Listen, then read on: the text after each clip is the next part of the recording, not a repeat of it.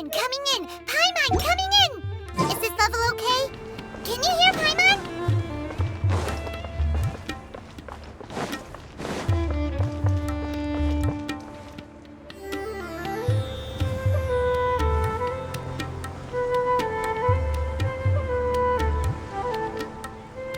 We finally made it to Caravan Rebot. It's pretty lively here. So, just past this wall is the desert, huh? Oh, wow. Paimon remembers hearing people call this the Wall of Samiel. It's made to block sandstorms from the outside. Oh, if it's this tall, it's gotta be the divine work of Greater Lord Rukkhadevata, right? Enough gawking. Come on, follow me. Huh? Over here.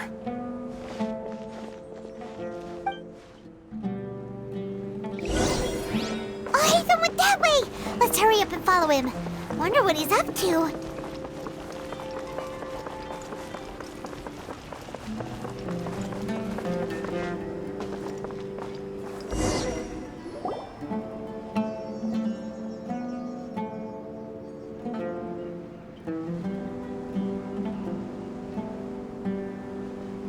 What the... Where did he go? How did we lose him? They were just here a second ago. More Eremite mercenaries? Who are they working for this time? Anyway, Traveler, it seems like we were being followed again. You were too careless. You should have noticed those hopeless amateurs trailing you a long time ago. There's no need to thank me. I've never cared to keep track of personal favors. All I did was correct a mistake I happened to come across. It's a habit I developed at the academia. You really gave Paimon a scare, Al-Haytham. We never thought we'd run into you here. Last time we met at Port Ormos, didn't you say you were going back to the academia? Wait, don't tell Paimon that you're here to take us back on their orders! Oh, so you've already landed yourselves on the academia's hit list. I can't say that I didn't expect it. However, had I wished to turn you over to the academia, don't you think you'd already be the Eremites' honored guests by now? Oh, right. You do have a point. I have no interest in running errands for that project. As a scholar, I've always belonged to the camp that promotes researcher autonomy. And these days, you're more fascinating than anything the sages can offer. Not quite. To tell you the truth, I'm still investigating the Divine Knowledge Capsule. Unfortunately, I've run into some difficulties. Everyone says the capsule originated in the desert and was eventually moved to Port Ormos. If I am to get to the bottom of this, I must understand how the capsule first came to be. Which brings me back to you and why you're so interesting. The leader of Ain al-Ahmar used the Divine Knowledge Capsule right in front of you, and upon seeing him, your expression became perplexed, and you were lost in thought for quite some time. To have that kind of reaction, I think you must have realized something. Are you interested at all in sharing what you've been hiding from me? Al-Haytham, you really have a ridiculous eye for detail. What kind of person even notices or remembers stuff like that? So that's your answer. Well, I do work for the academia after all. So considering that, it is indeed wise to keep your cards close to your chest. But that does prove you do have some undisclosed information about the Divine Knowledge Capsule. Am I right? No matter. Rather than simply learning the answers from you, I'd still prefer to investigate on my own. Speaking of, you two are also headed to the desert? That's right! We have the same plan as you! But we don't really have any concrete goals at the moment. Then I'd suggest starting with Aru Village. It's the largest settlement in the desert, so it'll probably have more resources and intel than anywhere else. Well, would you like to head there together? It travel with someone you know. Let's go!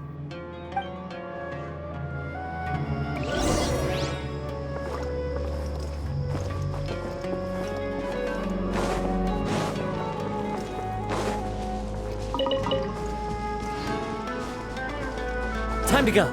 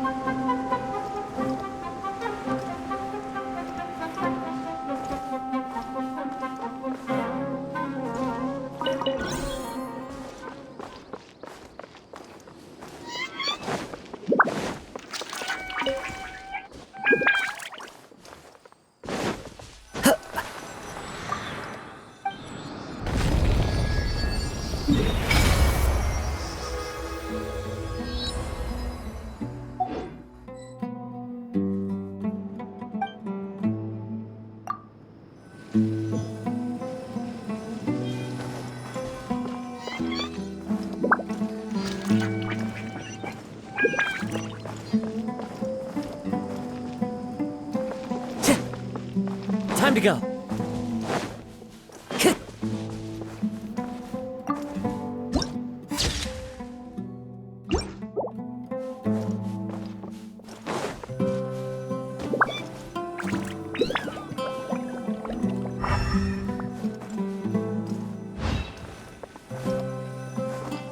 The wind knows me. Brings a smile to my face.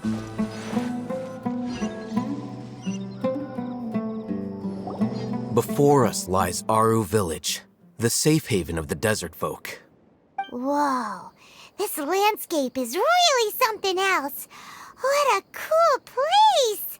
Let's go check it out!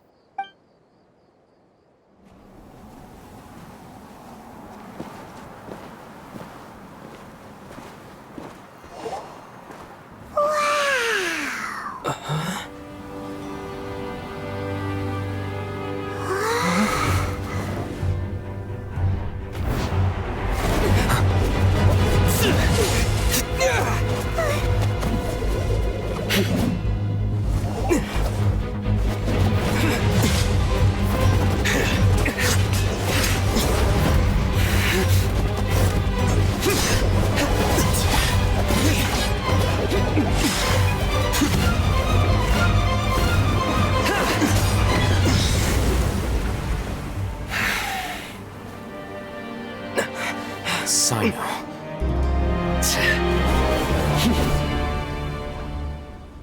Unless my memory fails me, we have barely spoken 2 words to each other before now at the Academia. Would you care to enlighten me as to when and how I invited the General Mahamatra's wrath? Oh, Hatham. Do not think you can escape my judgment just because you managed to escape my attack. Judgment? So that's how you'd characterize your actions here, is it? Or would elimination perhaps be a more accurate description?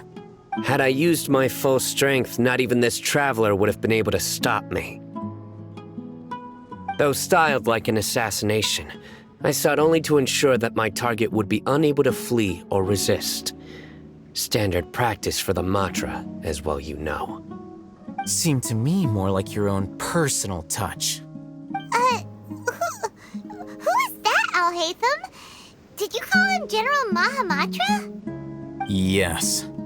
General Mahamatra Sino, head of all the Matra at the Academia. He's a formidable hunter, and the ultimate nightmare for any who have committed academic crimes.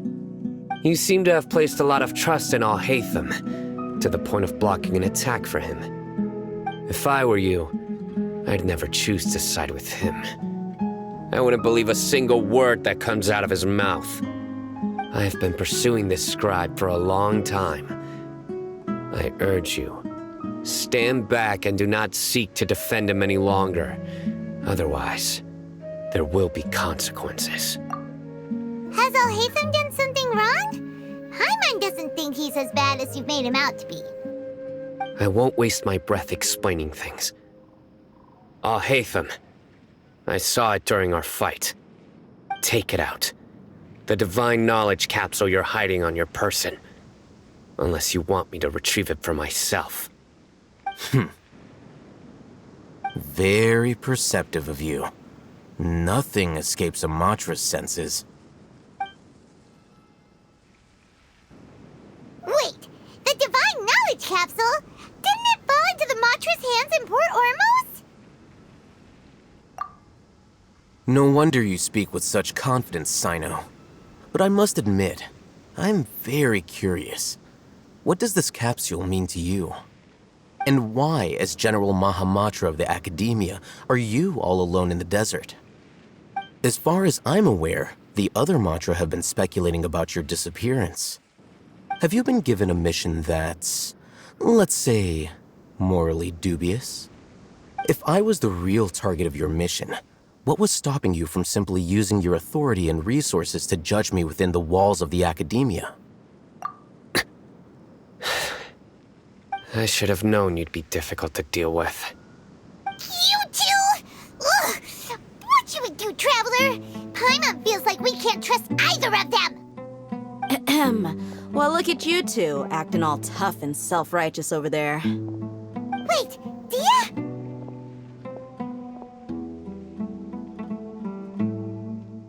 Great! Finally, someone that we can trust!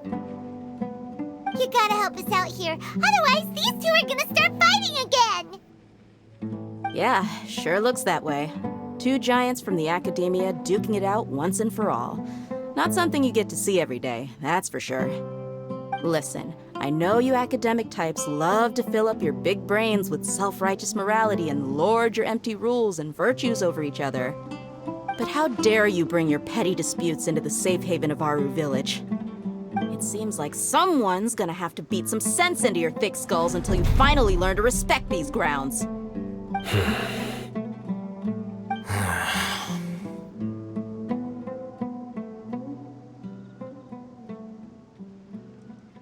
Hey, did either of you hear a word I just said?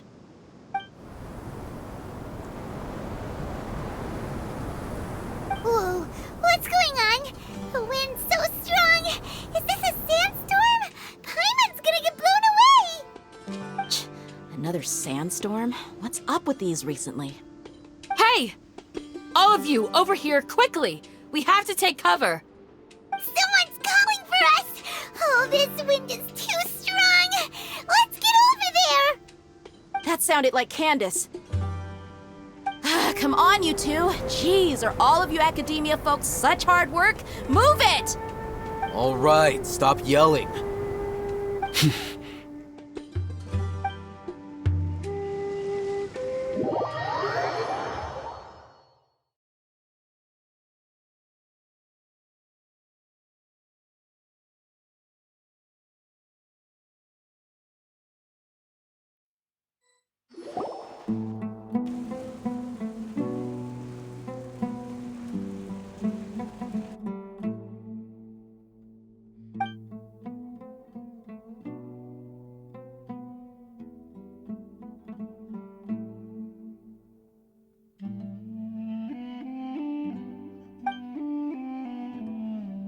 Well, this is pretty awkward. Hey, wanna play sardines with three people who wanna tear each other limb from limb? Sure, why not? Sounds fun. The air is so thick and heavy. Paimon can hardly keep floating anymore. My sincere apologies, everyone. This is the home of our village chief. I will have to ask you to make do with this small room until the sandstorm dies down. Please, let me introduce myself. I am Candace, protector of Aru Village. Our savior has come at last! Nice to meet you, Candace. The name's Paimon. Thank you so much for helping us. There's no need to thank me. It's only right to help each other when the weather gets rough. Wow, she's so gentle and caring, like a nice older sister. Unlike those guys over there. All right, now that we're all better acquainted, we should return to the topic at hand. As a guardian charged with the responsibility to protect my fellow villagers from harm, I was observing your conflict from afar, even before the sandstorm started. And now that you have set foot within our village itself, it is all the more my responsibility to make absolutely sure that you pose no threat whatsoever to us. So please, have an honest and sincere conversation with one another, and put your hostile feelings to rest. If anyone dares to start anything again while they are under this roof, I will not hesitate to send them out for some quality time with the creatures of the sandstorm. Oh, on second thought, Paimon may have misjudged Candace's character. And that goes for you too, Miss Dia. Do I make myself clear? All right, we got it, Candace. That's what I like to hear. So, which of you will begin? I was supposed to be a mediator, but I might have gotten a little too involved just now. Anyway, one of those two should probably start talking. Wait, that was you trying to be a mediator? I have nothing to hide, so there's no shame in explaining myself. While Alhaitham wasn't wrong about the other Matra not knowing my whereabouts, it's not because I've been assigned a morally dubious mission. Rather, I've chosen to exile myself. Huh? Exile yourself? A little while ago, I discovered that there was data missing in the Academia's project planning and development files.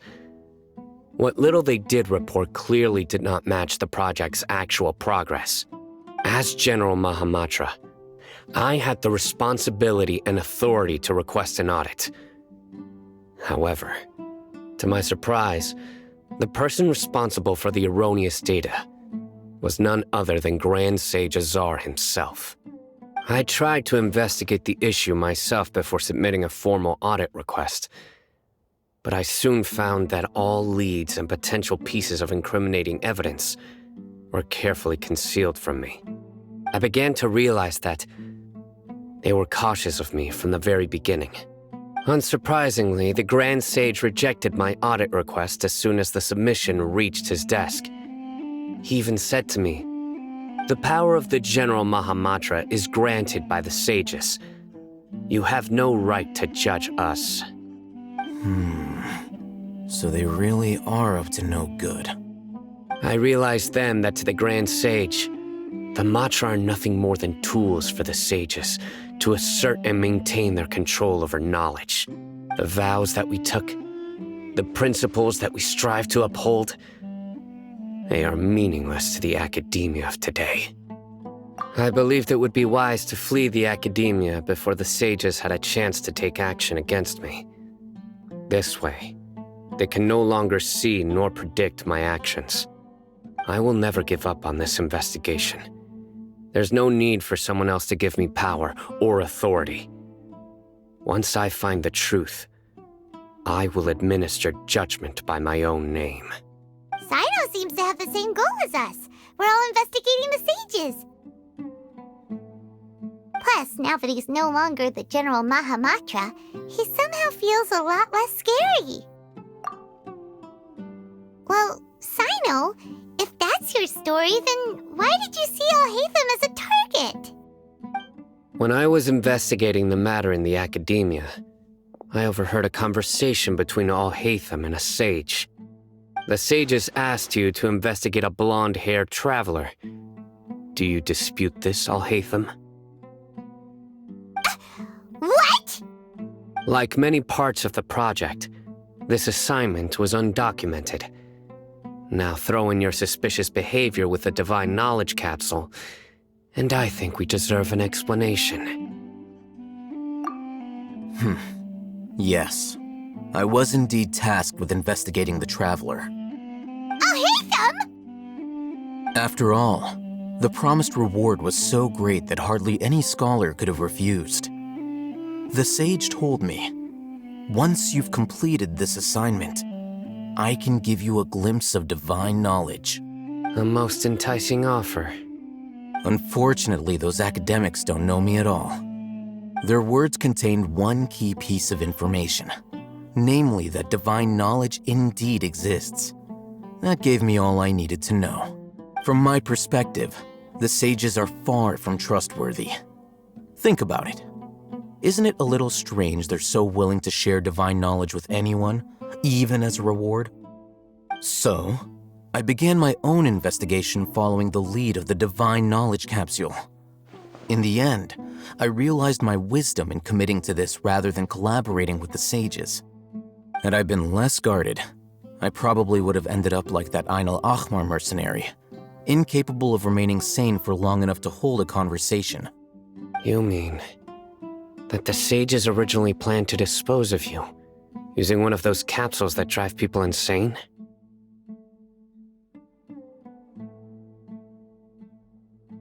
I'd already given up on the assignment by then. I only told the Academia I was waiting in Port Ormos for you to appear so they wouldn't suspect anything. So it came as quite a surprise when I encountered my erstwhile target while investigating the Divine Knowledge Capsule. Criminals do love to talk about coincidences. Even though I ran into the Traveler by chance, I had no intention of providing assistance to the Academia. Also, you should remember, you were the ones who decided to follow me and strike up a conversation after I left that tavern. That's true. Al-Haytham helped us out at Caravan Rebat as well. Maybe he's telling the truth. I'm willing to apologize if that's worth anything to you. I took the Divine Knowledge Capsule behind your back because I judged its existence to be a significant risk. I felt that it would be best for no one to interact with it before it had been properly studied. After all, curiosity often proves to be the most dangerous thing in this land. You should be well aware, Scribe Al-Haytham, that curiosity can also lead you to danger and suspicion. Answer me this. Did the sages share any information about their project with you? Have I not made myself clear? You and I are both distrusted by the Academia. Do you really think they would tell me anything? Fine. Although you haven't completely proven your innocence, I won't regard you as an enemy, for now. As you wish. Good. I'm glad to see you two clearing up your misunderstandings. And now you, Dia. I believe it's your turn. Oh, sorry. Whatever the boys were talking about must have been so boring that I spaced out. My situation is pretty straightforward.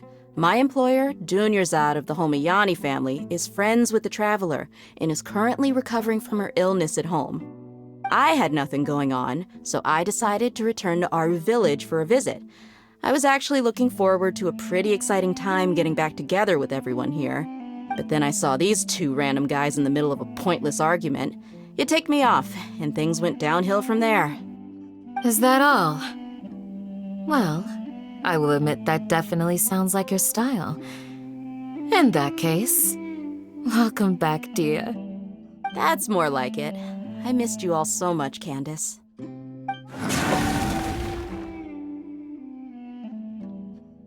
Whoa! What was that sound? No need to worry. Now that you're no longer at each other's throats, please make yourselves at home. I'll take a quick trip outside to clear out some of those creatures in the sandstorm. Creatures? In the sandstorm? Are you sure you don't want some backup? Fighting in a sandstorm is not for the faint-hearted. Anyone without extensive training in these conditions is at a disadvantage. You needn't worry. Yeah, just leave them to Candace. Don't worry, she's as tough as they come.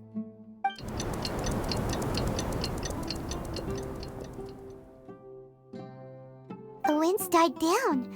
That means the sandstorm's over, right? Candace still isn't back yet, though. Is she alright? Maybe we should go out and check on her. When you put it that way, even I'm starting to feel a little worried. All right, let's go. We've been here long enough, and the boys are as chatty as the floor.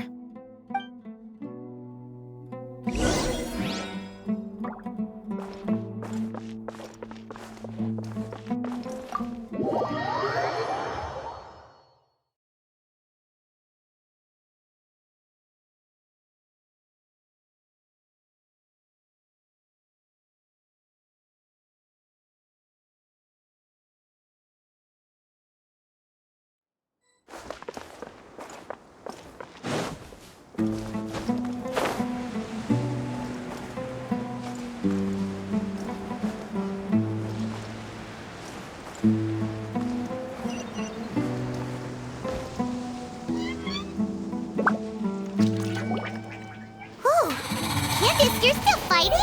You've been out here dealing with these creatures the entire time? Yes. They just keep coming in waves. I've lost count of how many I've defeated. Before I realized it, even the sandstorm had stopped. Ah! Here comes another wave! Leave this round to us. I got interrupted earlier, but now I have something to take my anger out on. It's been quite a while since I've seen the Flame Mane in action. I'll leave these to you then. I'll be sure to put on a good show. Let's go!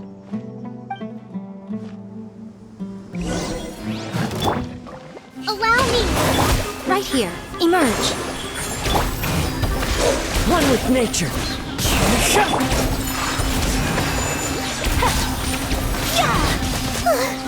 Here comes another wave! When are they ever gonna let up?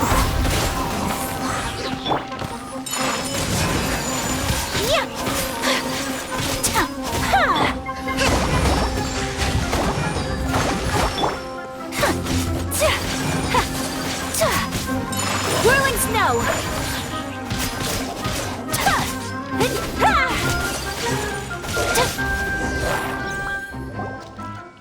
The creatures stopped appearing. Was that the last of them? What we fought just now was probably the aftermath of the sandstorm. So we should be safe for the time being. Well fought, everyone. No injuries, I hope. Huh? Who are you? Ah, my apologies. I haven't had a chance to greet you yet. I had my hands full taking care of the village's elderly and children. I am the chief of Aru village. Everyone usually calls me Uncle Anpu. Sir, I am also originally from the desert, but I have not been back for some time now. May I ask if such sandstorms are common? I can't say they've always been common, but recently the storms have become increasingly severe and frequent. Besides sandstorms, we also occasionally get earthquakes. According to an investigator who stayed in the village a while ago, these unusual natural phenomena are related to the withering of Irminsul. Another effect of Irminsul's withering. So, Irminsul's withering causes withering zones in the forest, and sandstorms and earthquakes here in the desert? Everything in the natural world is inextricably connected to Irminsul. These regional symptoms can indeed be a reflection of Irminsul's present state. Everyone in Aru village needs to take good care of themselves. Speaking of which, why haven't I seen a single village keeper since I got here? Village keeper? Who are they? Village guards like Candace? Does your curiosity know no bounds? Village Keeper is how Aru village refers to mad scholars exiled here by the academia. Most of them are scholars who lost their sanity after a period of training in the Avidia forest. The academia believes that their crazed mutterings may have a negative effect on the psyches of other scholars. So, they're forcibly exiled to the desert. Though if you ask me, it's all a boatload of nonsense. Alas, that's exactly what we've been trying to investigate. One by one, the village keepers have been mysteriously disappearing without a trace. But no one in the village has ever seen them leave. If you're planning to stay around the village for the next few days, I'd appreciate it if you could keep an eye out for them. I've had encounters with those people in the past. I'll see what I can do to help. The Matra are the ones responsible for their exile. Now that you're no longer with them, are you trying to alleviate your guilt and atone for your past sins? I'm fascinated by how you think. Mock me if you will, but if you are guilty, I will eliminate you, regardless of my position or identity. Oh, you're the former General Mahamatra. You must be an expert in these kinds of investigations. Thank you for your help. Is it because you're reminded of Hypatia? Oh, these poor scholars. First they lose their sanity, now this! We need to help get them back home, safe and sound. But, is it really a good idea to tag along with Sino? You seem like you really don't trust him. I'll be grateful for the assistance. No doubt you will do a better job than some of my former subordinates. Let's start by finding a spot to share what we know so far.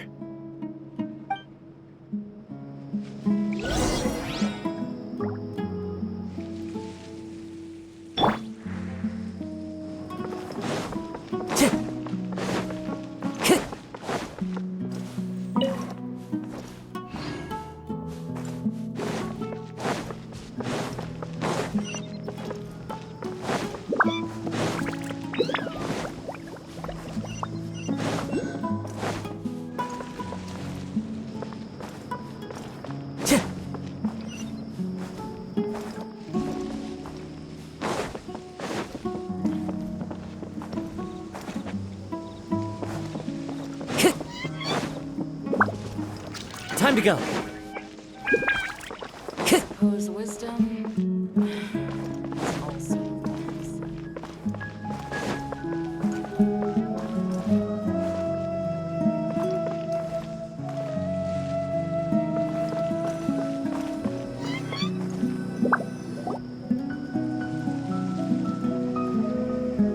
Although I've sent myself into exile, I'm still doing essentially the same things as before.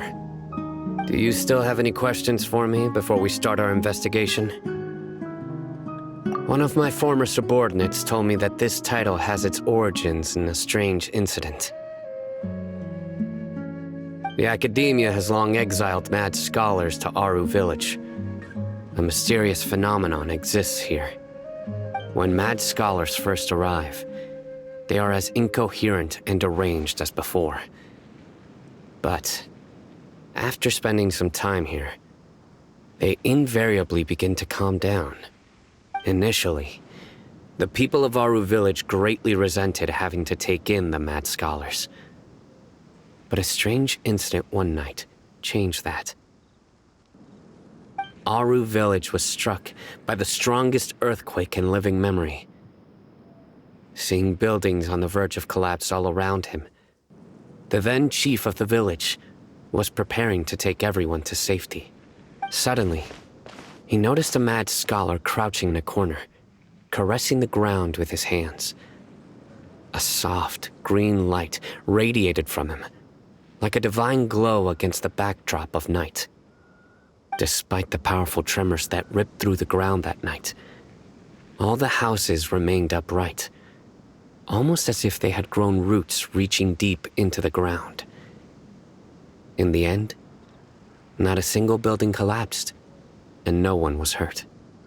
After that, the people of Aru Village treated the mad scholars with greater kindness.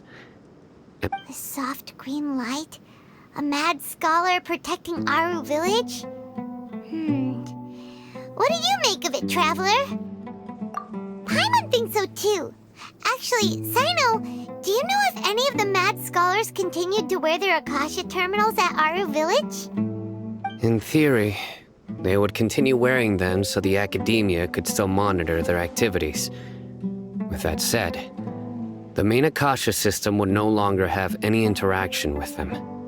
Oh, no wonder! Everything makes sense then! Add in the fact that they calmed down, it was probably Nahida who calmed them. If you are able to draw a conclusion from this one story alone, then it appears you possess much more information than I do. So, what do you make of the story?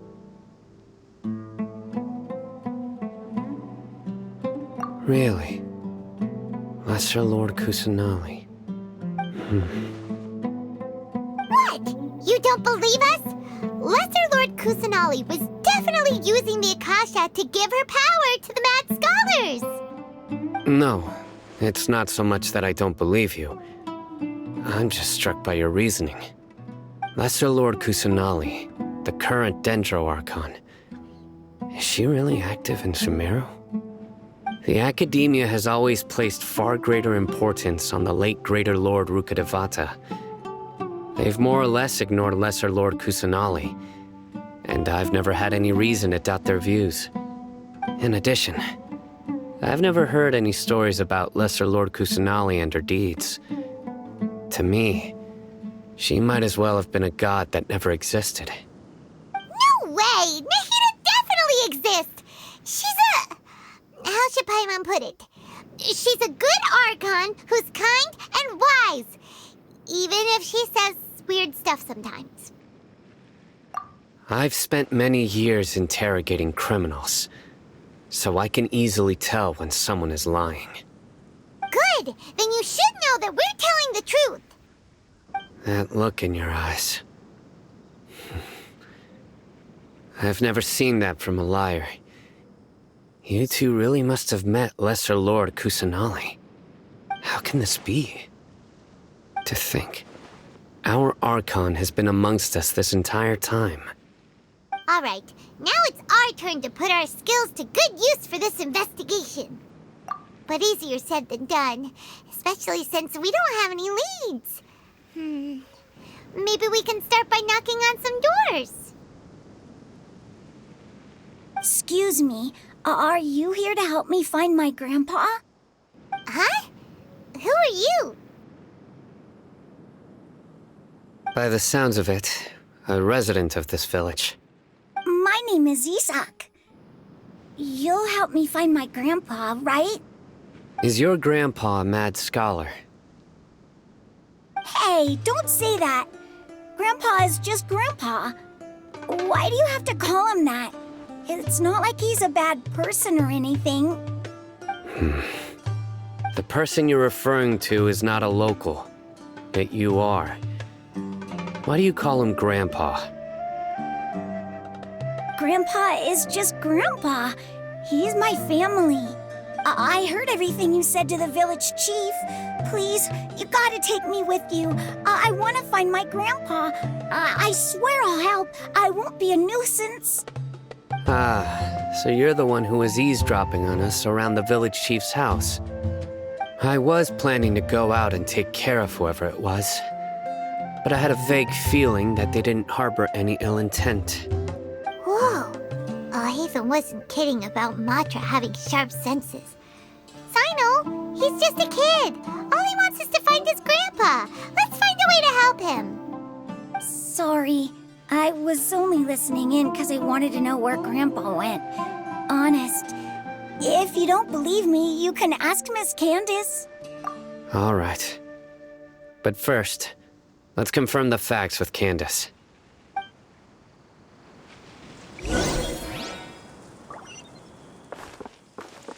Time to go.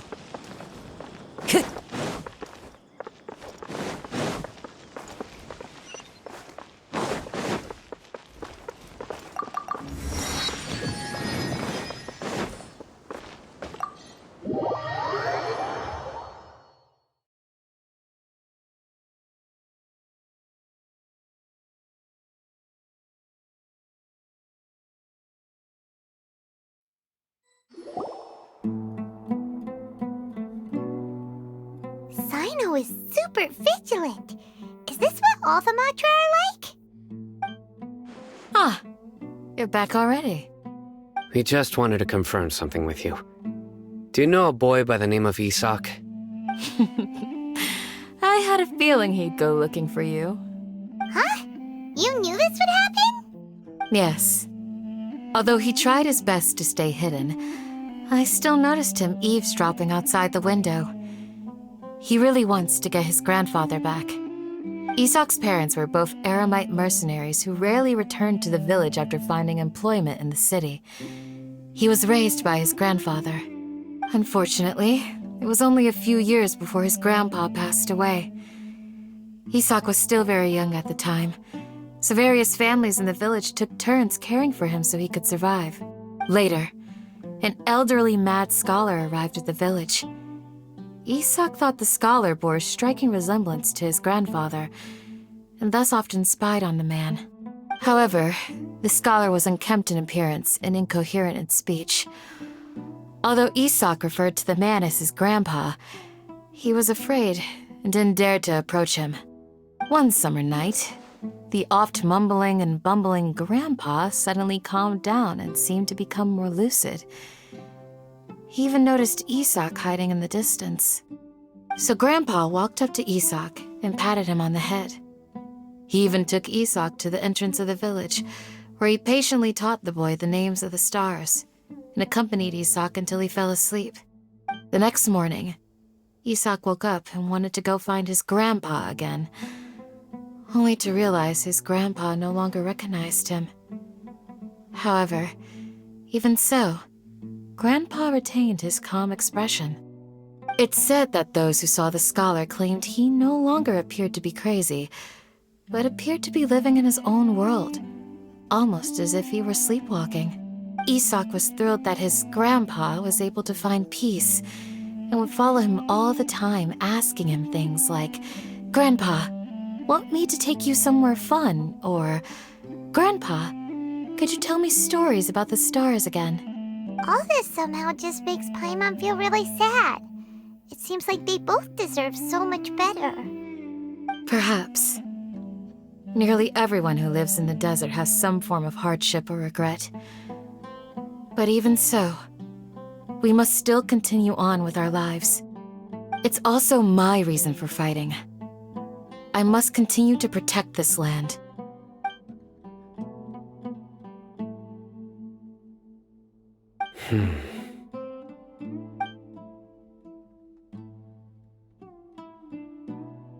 Maybe the people have always had a considerate god watching over them. Huh? What did you say, Sino? No, nothing. As long as Isak keeps his word and doesn't get in our way, we can take him along. Perhaps you are more compassionate than I gave you credit for. Please accept my thanks on Isak's behalf, Sino.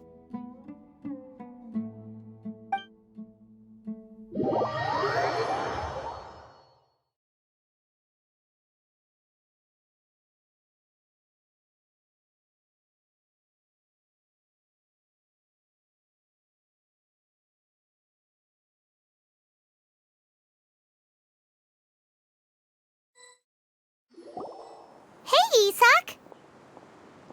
Oh, it's you guys! We've cleared everything up. Let's go find your grandpa. Really? Wow! Thank you so much!